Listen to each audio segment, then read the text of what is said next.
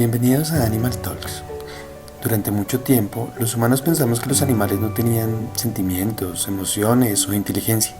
Sin embargo, gracias a las últimas investigaciones en comportamiento animal, hemos descubierto que no están así. Ahora sabemos que los animales pueden sentir, pensar y hacer multitud de cosas. Esto se conoce como cognición animal. Bienvenidos a esta extraordinaria charla.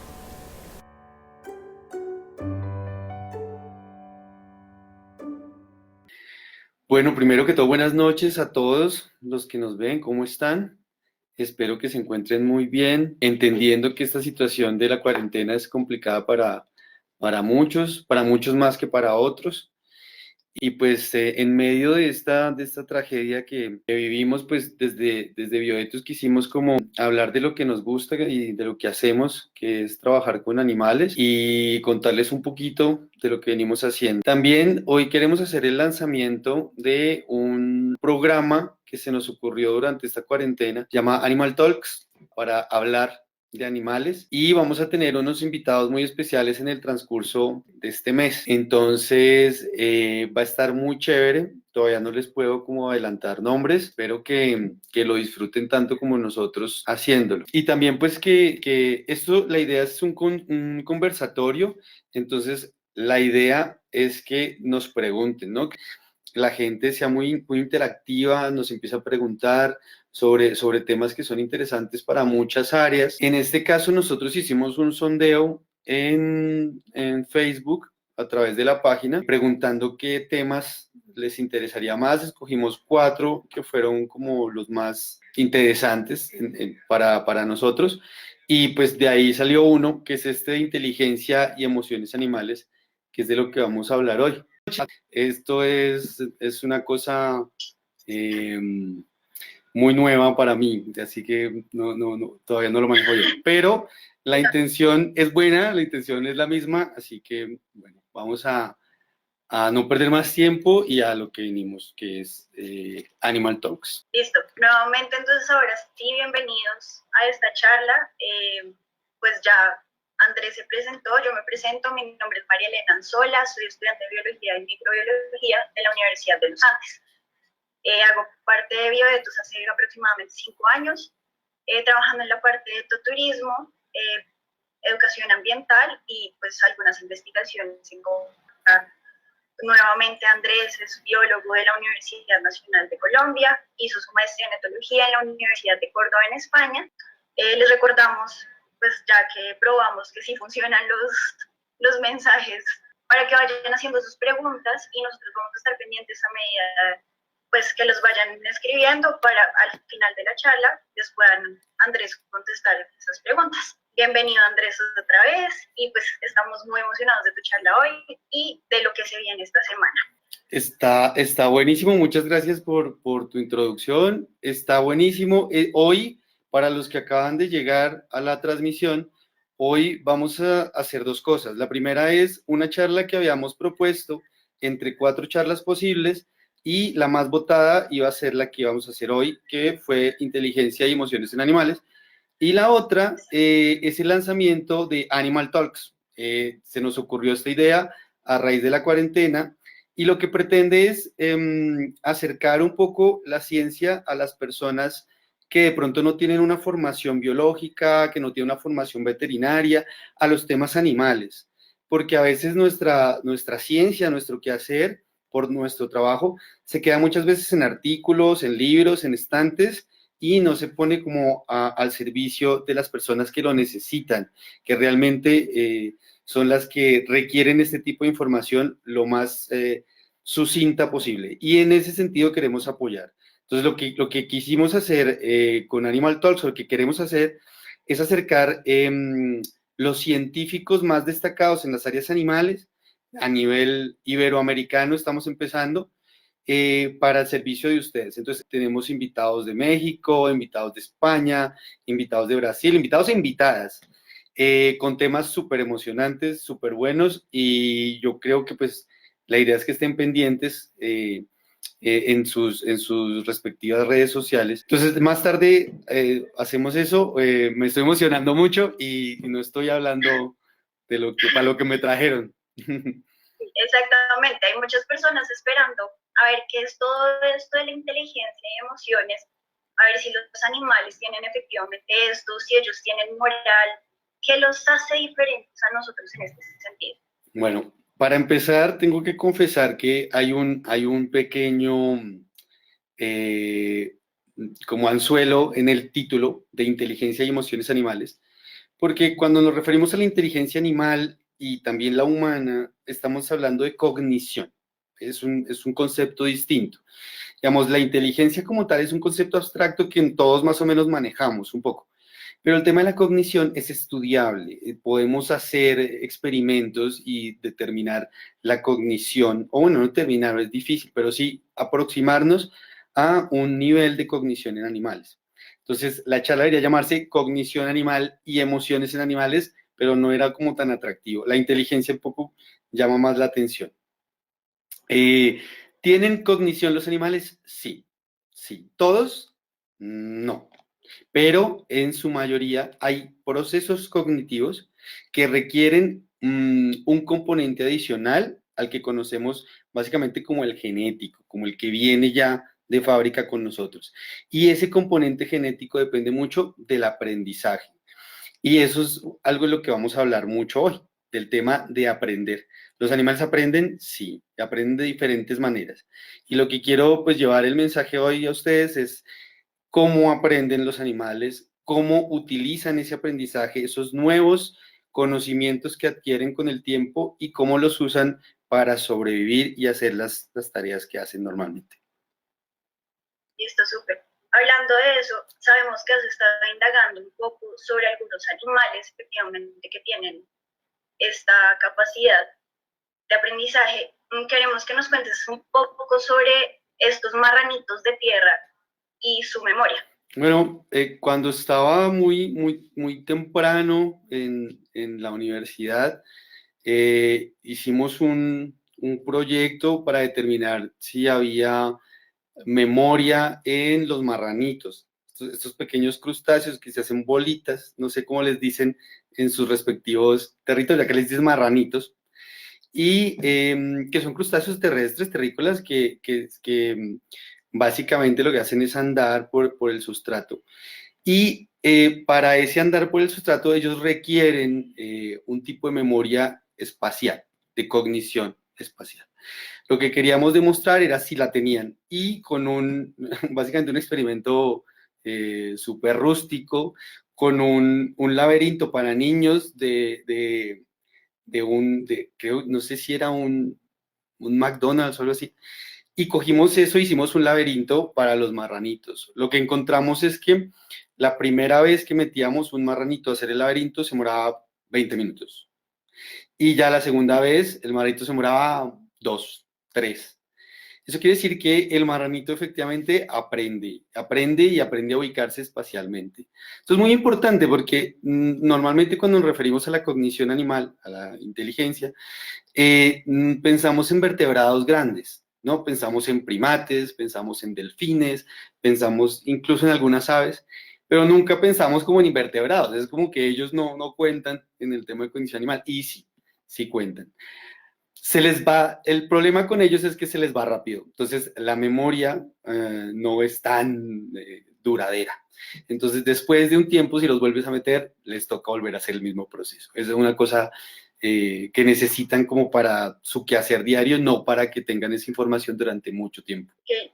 Y pues digamos que otros animales son conocidos así como por esta capacidad cognitiva que tienen.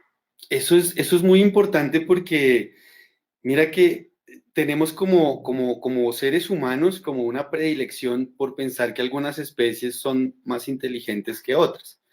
Tendemos también a hacer correlaciones.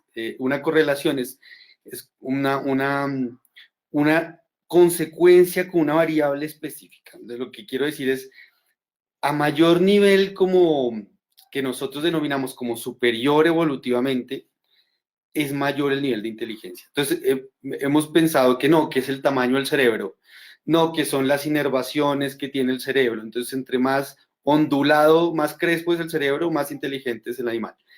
Y a veces no. Entonces, nos hemos dado cuenta, por ejemplo, que los pulpos que tienen un sistema básicamente de ganglios, ni siquiera pues, cerebro primitivo, pueden desarrollar problemas complejos y aprender, pueden aprender muy bien. Los delfines, por ejemplo, es algo que es difícil de estudiar, porque con un delfín, si trabajas con un delfín, es difícil hacer un control. Entonces, o sea, no es como que tienes 3 orcas para trabajar y otras 3 para mirar qué pasa. No tienes 6 orcas a la mano. Entonces se ha trabajado con animales que son un poco más fáciles de experimentar.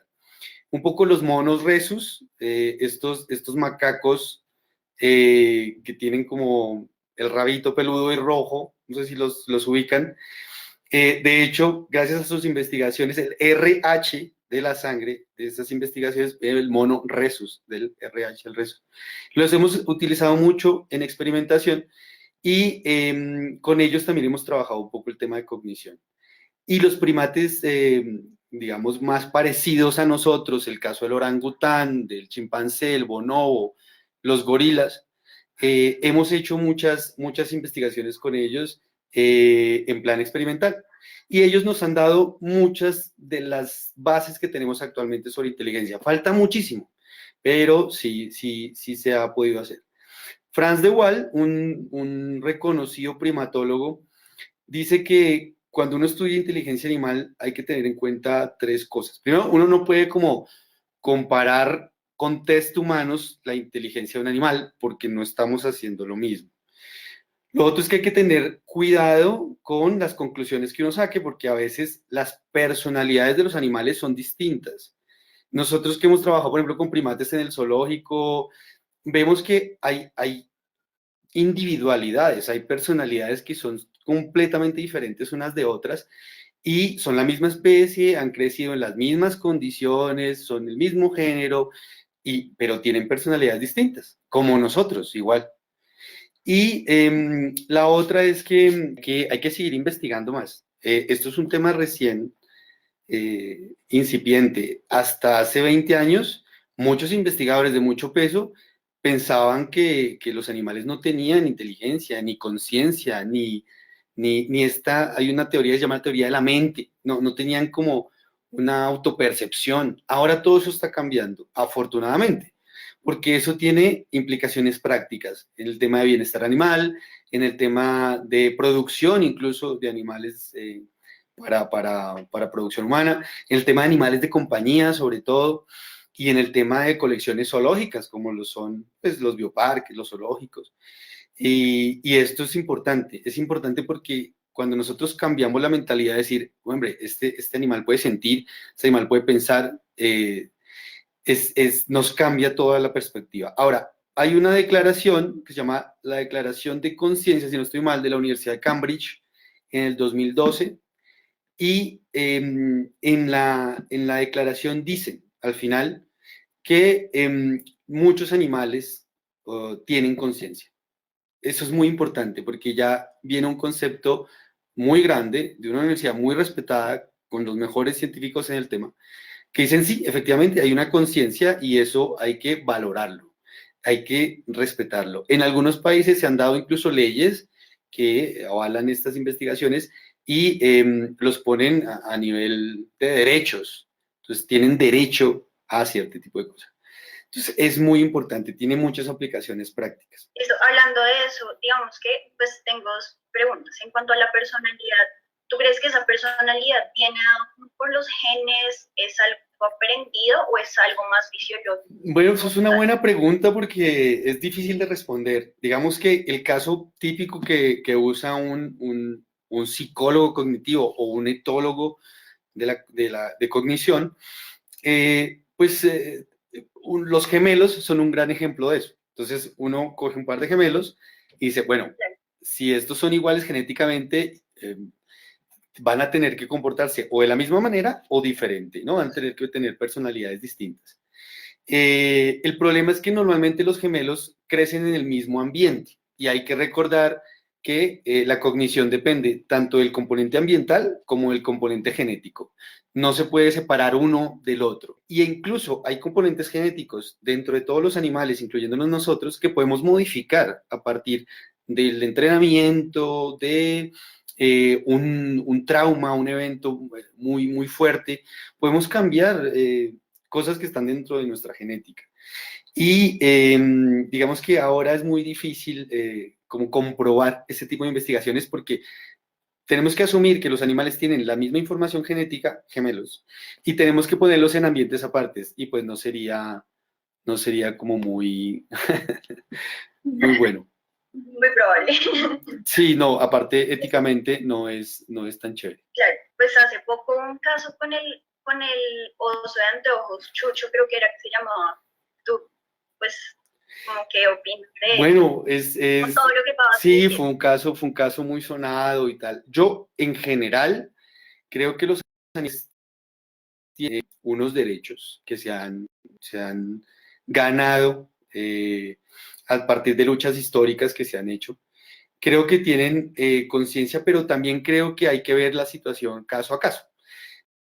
Los animales pueden ser liberados por diferentes motivos.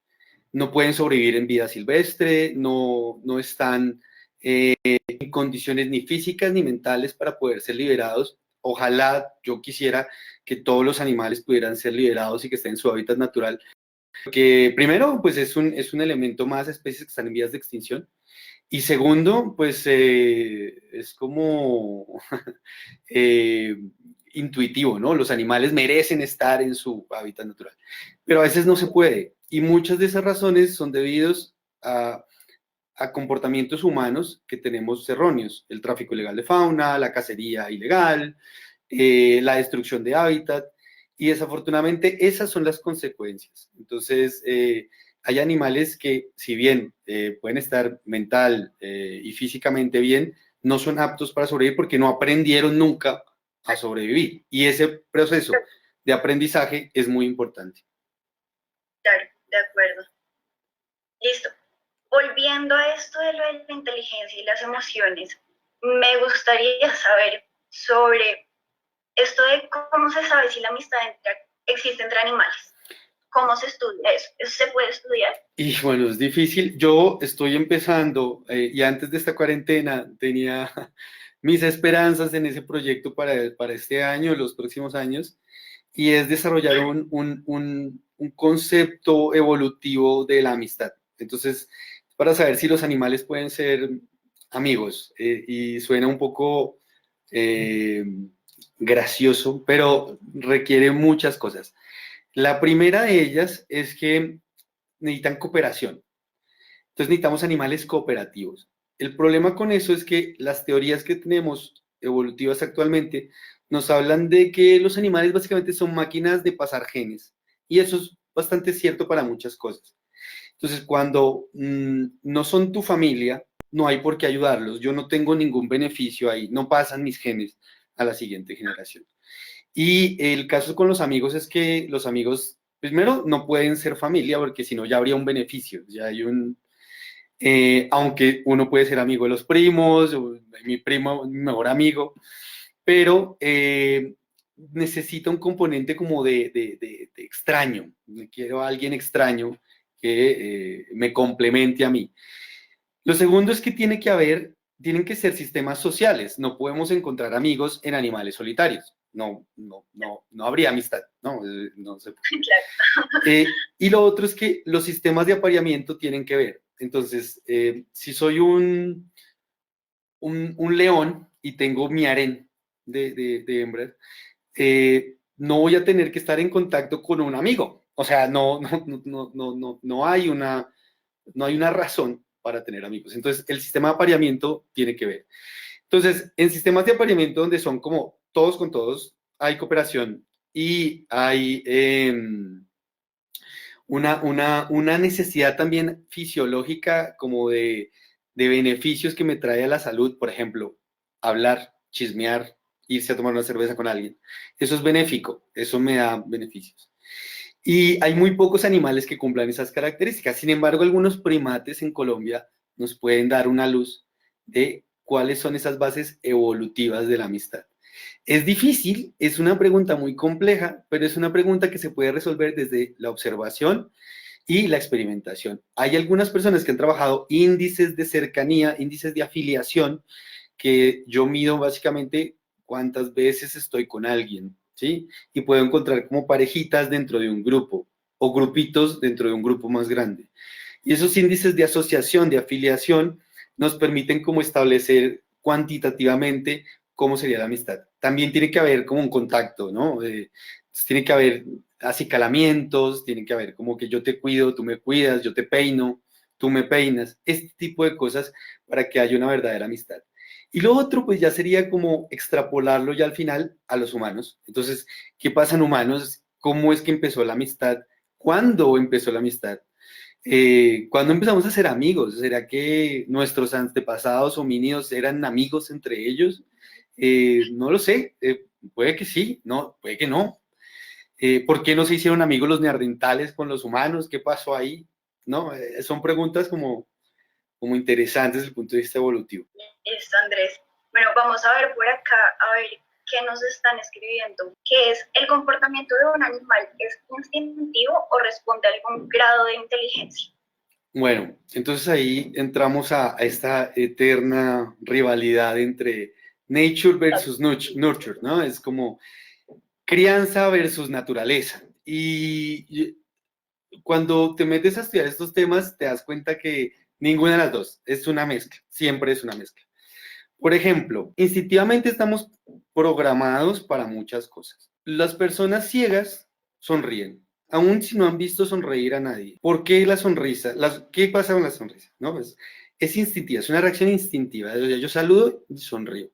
¿Por qué? ¿Por qué sonreímos? ¿Sí? ¿Por qué sonreímos de primeras? ¿Qué pasa con eso?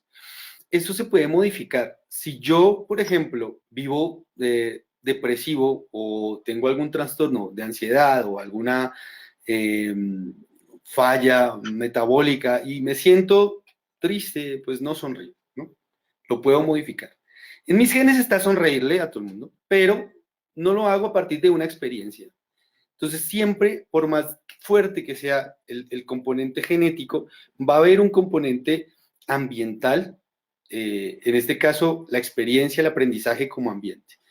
El aprendizaje más básico que tenemos, digamos, el instinto, porque es instinto, es una reacción rápida a algo y lo necesito ya. Entonces, un mono que ve una serpiente va a reaccionar por instinto. Sin embargo, si el mono ve la misma serpiente todos los días, todos los días, todos los días, se habitúa. Entonces tenemos el primer tipo de aprendizaje, el más básico. Yo me habitúo a algo. Y entonces es muy importante porque la habituación nos permite dejar de pararle bolas a muchas cosas que no lo necesitan. Hay estímulos que nosotros no necesitamos pararle bolas todo el tiempo. Por ejemplo, el sonido de los aviones o de los carros o de la gente que juega algún deporte, porque pues no es necesario para nuestra supervivencia. Entonces nos habituamos a ese tipo de sonidos y los entendemos como algo normal, algo casual. Lo mismo pasa con los animales. Entonces, cuando están expuestos a un estímulo muchas veces, lo que pasa es que ya pierden un poco el interés, algo normal, como esto. Entonces, el instinto está, el comportamiento innato está de huirle a un depredador. Pero si yo entiendo que ese depredador no me va a hacer daño, me habitúo. Y eso es un aprendizaje. Aprendo que eso no tiene ningún problema. Ahora, el proceso opuesto es la sensitización. Es decir, yo estoy expuesto a un estímulo mucho tiempo y aumenta mi respuesta, ¿sí? Eh, Esto se ha visto, por ejemplo, en babosas de mar. Se les mete electrodos para ver su respuesta ante la corriente y cada vez reaccionan más y más y más y más y más. Esos son dos tipos básicos de aprendizaje. Luego viene el aprendizaje individual, que el aprendizaje individual tiene que ver ya con temas exploratorios, por ejemplo, ensayo y error. Entonces yo le doy hasta que lo saqué. Eso es ensayo y error. Y luego está el tema del aprendizaje asociativo. Entonces, Por ejemplo, nosotros tenemos muchas cosas de aprendizaje asociativo.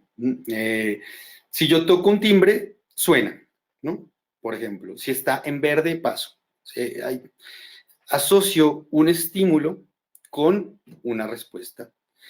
Y a partir de allí está todo el tema de condicionamiento clásico, condicionamiento operante, es decir, yo tengo un estímulo neutro, ¿sí? Y a partir de un refuerzo a una respuesta, que puede ser negativo o positivo, asocio ese tipo de estímulos con mi premio, con mi recompensa. Y después de un tiempo de mucho hacerlo, pues ya lo hago por placer, digamos, por gusto. Y al contrario, si es un estímulo negativo, ya lo hago por miedo, por aversión. Luego están otros tipos de aprendizaje, como el social, por ejemplo. El aprendizaje social tiene que ver con la imitación, por ejemplo, de ver animales que están haciendo lo mismo que yo, y yo lo sigo. Esto pasa mucho en animales que pasan la carretera. Y entonces, este tipo de animales, me refiero a los animales humanos, que hay uno que está en rojo, él pasa y el otro atrás lo sigue, ¿no? Eso es eso es imitación. Eso no, hay imitaciones que no deberían ser, pero sí. Y lo otro, por ejemplo, acá les decimos chulos, los sopilotes en México, no sé qué más nombres, los gallinazos. Estos animales son carroñeros y encuentran su comida a partir del olfato y de la visión. Y empiezan a hacer un comportamiento que se llama vuelo descendente y hasta que encuentran la comida. El problema es que las distancias son muy grandes para estos voladores y es mucho más fácil para mí que alguien por allá encontró, yo lo veo que está haciendo ese vuelo descendente y me voy para allá. Es un aprendizaje social. Yo no tuve que ir a aprenderlo, lo aprendió mi grupo y allá me pego y allá me voy. Eso es un aprendizaje social. Yo veo y tal. Hay otros tipos de aprendizaje social que no son necesariamente por imitación, pero sí que hay educación en animales, es una pregunta también interesante. Sí, sí hay educación en animales, es muy difícil comprobarlo, pero se ha comprobado en algunas especies.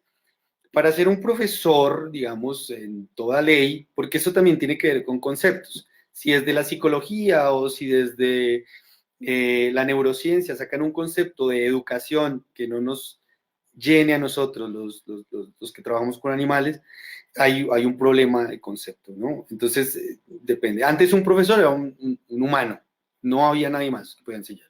Un humano le enseñaba a otro humano. Pero viéndolo más a detalle, sí hemos visto que un profesor, primero es alguien que tiene que sacrificar tiempo para enseñarle a otro ser, y eso pasa en animales. Tiene que producir un beneficio en el estudiante y que efectivamente haya aprendido, ¿sí? Que efectivamente lo que le transmitieron culturalmente a esa persona, a ese individuo, lo replique. Y tiene que haber un tema, ¿no? Un tema educativo. Eso, digamos, pasa mucho de madres a crías. Entonces, las madres enseñan técnicas de cacería, cómo esconderse, y a veces cuando los individuos jóvenes son separados de su madre muy temprano, no alcanzan a aprender este tipo de conductas. Eso pasa mucho en los perros, en los gatos, que los sacan muy temprano y no aprendieron esas pautas de conducta básica que lo hace su maestra, que es su mamá. Entonces, ¿hay educación? Sí, hay educación y se puede entender de esa manera. ¿Es difícil probarlo? Sí, es muy difícil probarlo, porque no tenemos un control. No hay un individuo que no creció con la mamá, individuo que creció con la mamá, excepto animales domésticos. En vida silvestre es muy difícil, muy complicado. Pero bueno, sí hay. No sé si me extendí, pero me emocioné. Pues seguimos con las preguntas que están haciendo por Facebook, ¿te parece? Sí, me parece súper bien. Listo. Entonces, Milena Lamprea nos pregunta, ¿cómo consideran que debería abordarse el tema de derechos, protección de invertebrados en Colombia a partir de la ratificación de la inteligencia de los mismos? Me parece una excelente pregunta. Sí, en Colombia, todos los estudios que se han hecho de inteligencia, cognición y tal, No hay, pues que yo haya visto así como en Colombia, no hay uno que nos dé luces sobre eso, ¿sí? Sobre ese tema, porque esto finalmente va para las leyes, esto finalmente, y ojalá este video le llegue al que hace las leyes, pues, se necesita. Hay que darles derechos a los animales, sin embargo, no hay que exagerar en el poder que tengan, ¿sí? Es decir, hay animales que dependen de nosotros para sobrevivir, y eso también es como cuando tienes la custodia de un menor de edad. ¿Sí? Tiene sus derechos el menor, pero tú eres legalmente responsable. Entonces hay que hacer un debate no solo ético, sino también práctico, porque si yo no puedo ser legalmente el tutor de un animal, es muy difícil que yo lo pueda rehabilitar, que lo pueda reintegrar a su medio o que lo pueda tener en condiciones eh, saludables en una colección. Entonces, toca mirarlo desde ese punto de vista. Sin embargo, sí hacen falta investigaciones que nos den luces sobre eso, especialmente en los animales que son usados para cosas como el toreo o las peleas de gallos, porque si entendemos que hay conciencia, que hay inteligencia, que hay este tipo de cosas en animales, podemos darnos cuenta que hay emociones, y eso lo entendemos nosotros a partir de analogías. Entonces, si químicamente en mi cerebro suceden un poco de cosas cuando yo estoy enamorado o estoy triste y esas mismas cosas pasan en el cerebro de los animales, análogamente podemos inferir que están sintiendo cosas parecidas. ¿Sí me hago entender? Entonces, puede que no lo hagan gestualmente, físicamente, es difícil, muchos animales, una tortuga es difícil que la veas expresar algo, pero sí a nivel cerebral. Entonces ahí lo podemos ver y podemos saber qué está sintiendo básicamente ese animal. Hablo la palabra sintiendo con mucho cuidado, pero sí, es sentir qué emoción tiene al interior. Y a partir de eso podemos establecer una política pública, unos planes de acción dirigidos a cómo se deben mantener los animales en cautiverio. ¿Cuándo es responsable liberarlos? ¿Cuándo es responsable quedarse con ellos? ¿Cuánto de nutrición le estamos dando que contribuya a ese bienestar? Si no es solo darles cosas porque sí. Esa discusión hay que darla y desafortunadamente pues a nosotros nunca nos ha llamado el Congreso como para hacer esa discusión, pero sí se necesita. Y es con base científica, estamos haciendo algo que no esté científicamente comprobado.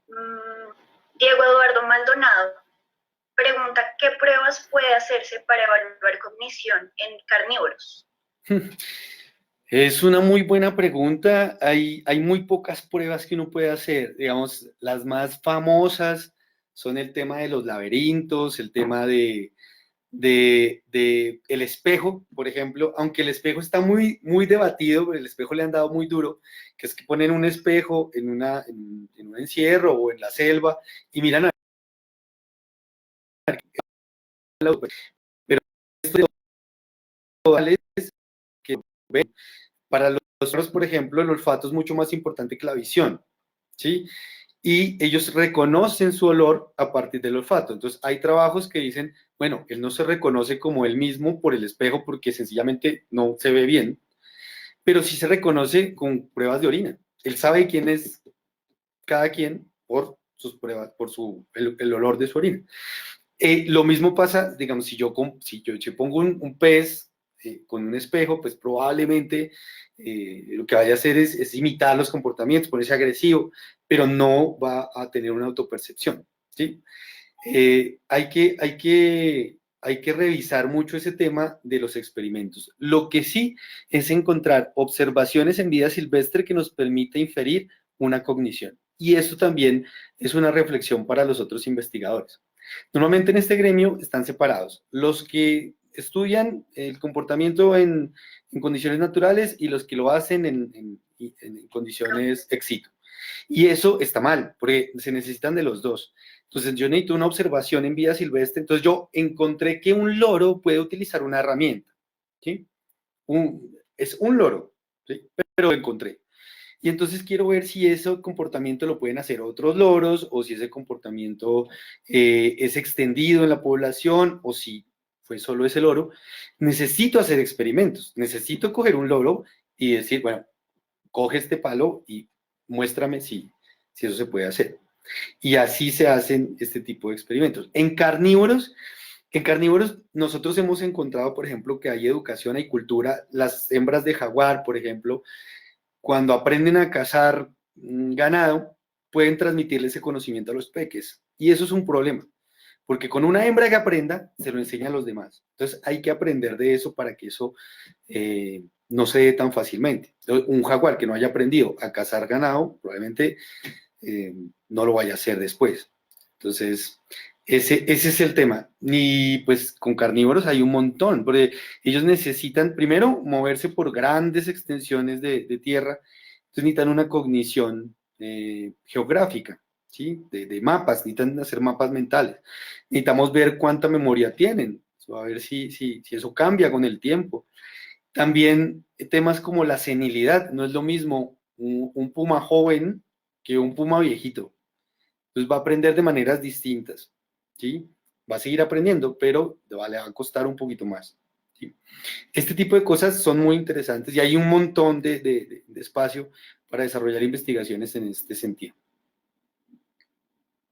Listo, súper, muchas gracias.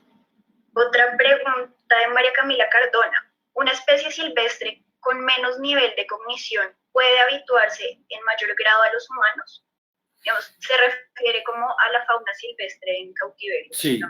entiendo tu pregunta, pero, digamos que la habituación no depende del nivel cognitivo del animal. La habituación depende de cuánto tiempo está en presencia de un estímulo. Si el estímulo eres tú, se va a habituar a ti. Te va a reconocer eventualmente como un no peligro, como algo que pasa si sigues una rutina estricta todos los días. Te va a reconocer como algo que no es peligroso. A menos de que te reconozca como algo que es comida, que eso ya es otra cosa, ¿sí? Pero normalmente te vas a sentir, se va a sentir habituada o habituado a ti. Entonces, eso no depende ni del cognitivo del animal, eso depende del tiempo o de la exposición que tengas a, que tú le des a ese animal. Aquí hay otra pregunta de Evelyn Liliana Martínez. Te pregunta, ¿qué piensas sobre un posible cambio en el comportamiento y aprendizaje en las palomas domesticadas asilvestradas que viven en libertad en los diferentes sectores de Bogotá? Bueno, las palomas son súper pilas, o sea, las palomas, de hecho, muchos trabajos que tenemos de cognición a nivel mundial son hechos con palomas. Las palomas tienen mejor, o sea, califican mejor en cognición espacial que nosotros.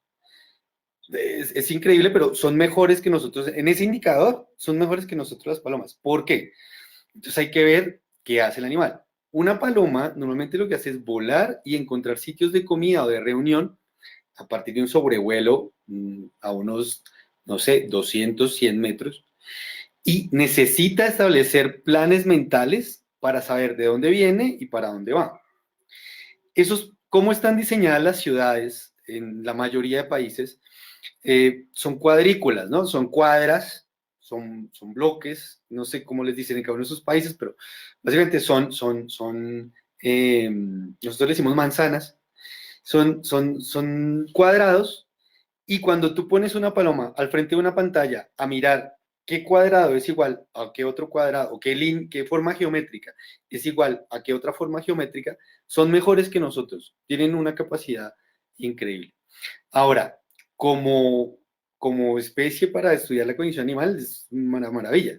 Como especie silvestrada que genera ciertos problemas, enfermedades, y no es tan querida por la comunidad en las zonas donde está introducida, sí, puede presentar un riesgo. Sin embargo, para eso ya es otro tema aparte como de control de estos animales. Lo que sí se puede hacer básicamente para ese tipo de animales, o bueno, para las palomas en general, las aves tienen una percha y un sitio de anidación. Percha, sitio de anidación y de alimentación.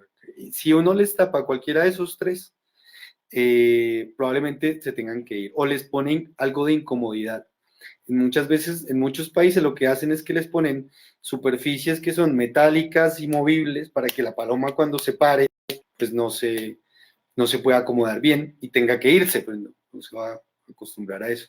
Y lo otro que me parece interesante, que se ha usado a veces aquí en Bogotá, son los palomares. Entonces los palomares son sitios específicos donde las palomas vienen, duermen y hacen todo, y despeja un poco las zonas de los techos, que es el problema, del peso de las heces, el olor, el amoníaco que genera esto. Entonces, eso.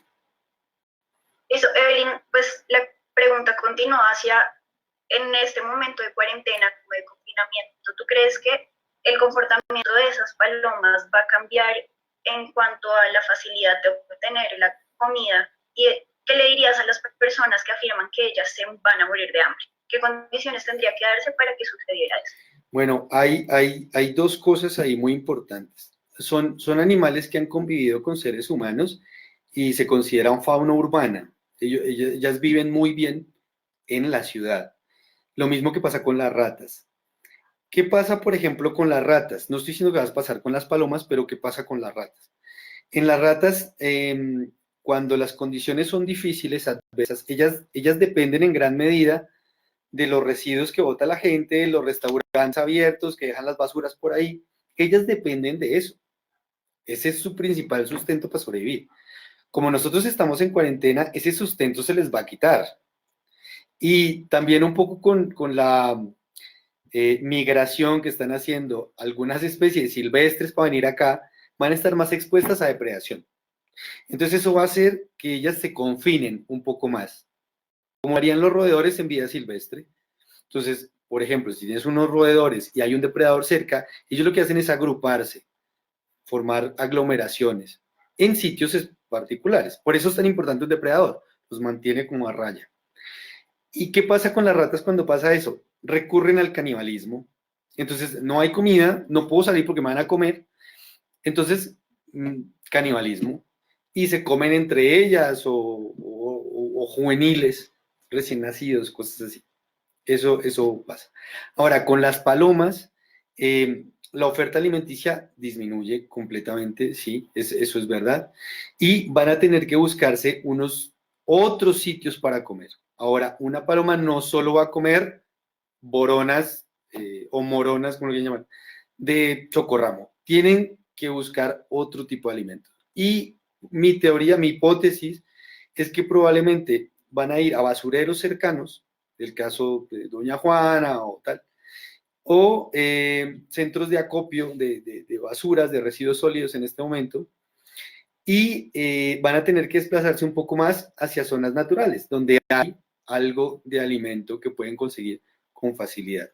Las palomas normalmente no se amañan mucho en los cerros orientales, pero si esta situación sigue, pues les va a tocar. Ahora, vamos 3 meses de cuarentena, 2 meses de cuarentena. Eso no es motivo para que los animales cambien comportamientos. Es una crisis de 3 meses, eso no.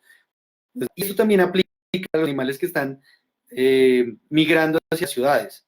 No es que porque hay delfines en Venecia, entonces ya los delfines se salvaron. No, eso quiere decir que los estresores disminuyeron y por eso los animales van y migran, pero no que los delfines se salvaron completamente y qué alegría el puma en Chile. No, es un evento muy pequeñito en escala evolutiva como para hacer una diferencia grande. Listo. Aquí Yeleni López nos comenta, ayer escuché al presidente de la Corporación de Galleros y dijo que existe evidencia científica de que los gallos que son usados en las peleas no sienten dolor. Evidencia que no mostró, solo mencionó. ¿Se sabe algo de eso en estas aves? ¿De dónde pudo sacar que dudo sea cierta? Y me gustaría saber qué país ha adoptado en gran medida políticas de bienestar y derecho de los animales. Bueno, entonces son dos cosas. Sí, vamos a separar. Todos los animales que tengan nocioceptores, que son un tipo de células especializadas para sentir dolor, sienten dolor. No hay hibridación que uno haga, cruzamiento, para evitar que un animal salga con nocioceptores. Eso no pasa. Ese es el mismo argumento que ponen los amantes del toreo, que es que el toro fue criado de esa manera y no siente dolor. Pero yo les pregunto, ¿cómo saben ellos que no siente dolor? Que un animal no muestre una expresión de dolor no implica que no le duela. Hay un comportamiento muy conocido, se llama la tanatosis. La tanatosis es hacerse el muerto, básicamente, ¿no? Hay culebras que se hacen las muertas y huelen a feo y tal, simulando que están muertas. Eso espanta al depredador. Y hay serpientes que son tan expertas en eso que incluso moviéndolas, mordiéndolas, haciéndoles cosas, no se van a mover. ¿Eso quiere decir que el animal no le dolió? No, quiere decir que él está haciendo ese comportamiento para evitar ser depredado. Eso pasa con los toros, pasa con los gallos, con los perros de pelea. O sea, no es porque el pitbull sea robústico y tenga un montón de músculos que no va a sentir dolor. Hay animales que son valientes y no lo expresan, no tienen la abstracción humana de expresar dolor, que es llorar o gritar, y porque no lo hagan no quiere decir que no lo sientan. Ahora, ¿los gallos tienen nocioceptores? Sí, tienen nocioceptores. ¿Les puede doler? Sí, les puede doler. ¿Huyen cuando sienten que está amenazada su supervivencia? Sí. Y eso es un rasgo de autoconciencia. Si yo huyo de morir, es porque yo estoy consciente de estar vivo. Y la otra parte que Yeleni nos dice es que le gustaría saber en qué país ha adoptado en gran medida políticas de bienestar y derechos de los animales. ¿Sabes más o menos? Bueno, sí, digamos, la Unión Europea en su totalidad ha hecho grandes avances en lo que tiene que ver con bienestar animal, sobre todo en temas, por ejemplo, de transporte de animales que son muy complicados en Latinoamérica. O sea, aquí no tenemos como ni los buses, ni los trenes, ni los camiones adecuados para llevar animales. Muchas veces es un problema para los productores. Primero porque el animal se estresa y al estresarse produce muchas sustancias al interior del organismo que van a hacer que sus productos valgan menos. Carne de mala calidad, leche de mala calidad, pocos huevos, todo por un tema de transporte, ¿sí? Porque no se transportaron de una buena manera. Lo otro es que generan pérdidas a nivel económico también, porque no sé si han visto estos camiones llenos de cerdos que van de un lado para otro. Normalmente hay cerdos que no aguantan el viaje, les toca parados todo el tiempo y moviéndose, se caen y son pisados por los otros o mordidos por los otros y mueren. Entonces esa carne ya también se pierde si es para producto cárnico. Entonces hay que ver el bienestar animal como una inversión, como algo que si usted puede sacrificar el animal de una manera ética y amable y en lo posible sin afectar demasiado la vida del animal, usted está ganando no solo en términos éticos, está ganando a nivel económico. Y eso es un trabajo que es difícil de realizar, pues nos toca ganadero por ganadero, finquero por finquero, asociaciones grandes de ganadería, pero hay que hacerlo porque es la... Entonces, estos parámetros vienen de principalmente europeos o de Estados Unidos, algunos estados, donde hay leyes a favor del bienestar y la protección de los animales, incluso estos que nosotros denominamos como de producción. Ernesto Carrero nos dice que sería genial si pudiera citar más ejemplos concretos, como el laberinto de los marranitos de tierra. ¿Qué otros ejemplos tienes así? Uy, bueno, hay muchísimo. Digamos, las investigaciones en cognición tienen un mundo espectacular. Hay gente que ha convivido con animales para probar una teoría. El caso de Coco, no sé si recuerdan Coco la gorila, era famosa porque tenía hasta una mascotica que era un gato.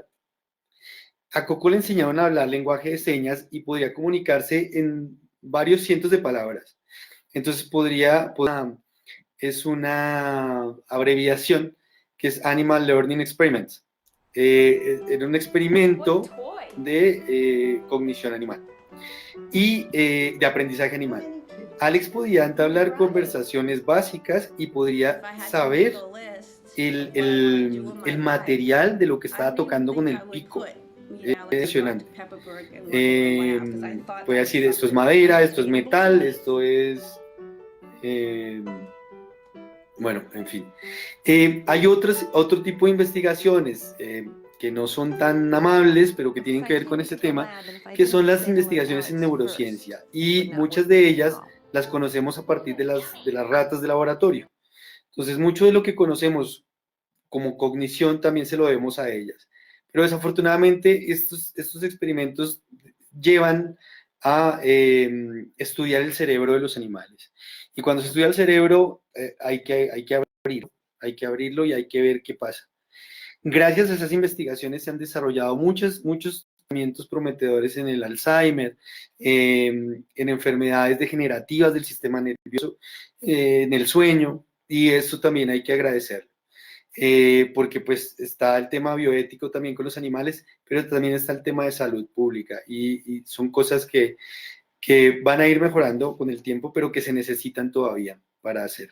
Entonces hay muchos ejemplos. Los cuervos de Nueva Caledonia son un ejemplo clarísimo. Son cuervos que utilizan herramientas y pueden hacer balances de agua con presiones para poder obtener un alimento. Es increíble. Y hay también experimentos que se han desarrollado con matemáticas. Los elefantes pueden hacer aritmética sencilla, pueden sumar y restar cosas muy pequeñas, pero lo pueden hacer y eso también es cognición. Entonces, pues hay un montón, no podría quedarme toda la noche hablando, pero pues ustedes tienen sueño ya. Sí, el último ejemplo, a mí me parece muy interesante, lo de los ratones en África, las ratas sí. gigantes africanas, eso es creo genial. que todo el mundo debería conocer eso. Bueno, ese es un experimento que se desarrolló en Mozambique en la década pasada, del 2000 al 2010. Nosotros tuvimos la oportunidad de participar, o yo, en el 7, un ejercicio que se hizo aquí parecido, ya les cuento de qué es, con inteligencia aquí en Bogotá de las fuerzas militares. El objetivo de este tipo de trabajo será entrenar y adiestrar ratas para encontrar minas quiebrapatas.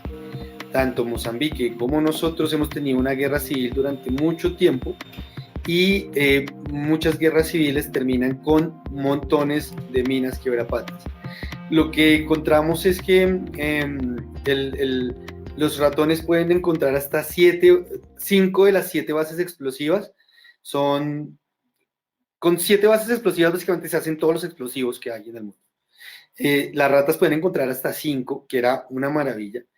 Y como son más livianitas que un perro detector de minas, no las activan, entonces no se estallaban, porque hay muchos perros que mueren a partir del entrenamiento. Además, un perro adiestrado se demora muchísimos años en lograr ese adiestramiento y aparte de eso es costoso, es muy caro un perro adiestrado. Y en un camión solo puedes llevar pocos perros.